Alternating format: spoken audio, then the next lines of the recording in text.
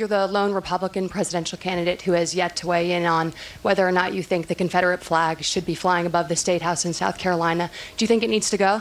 I think it probably does, and I think they should put it in the museum, let it go, respect whatever it is that you have to respect because it was a point in time, and put it in a museum.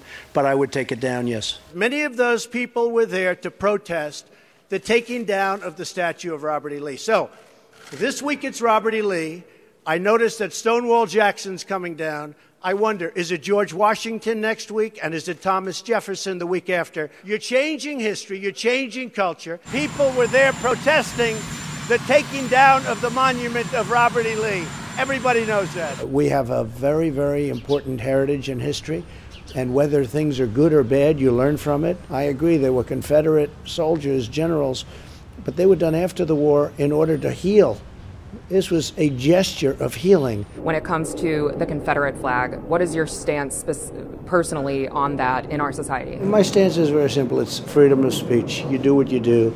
It's freedom of speech. Back in 2015, you said the Confederate battle flag belongs in a museum. Do you still believe that? All I say is freedom of speech. Would you be comfortable with your supporters displaying the Confederate battle flag at political events? You know, it depends on what your definition is, but I am comfortable with freedom of speech. It's very simple. But you understand why the flag is a painful symbol for many people because it's a reminder of slavery. Well, people love it, and I know people that like the Confederate flag, and they're not thinking about slavery. Is the Confederate flag offensive?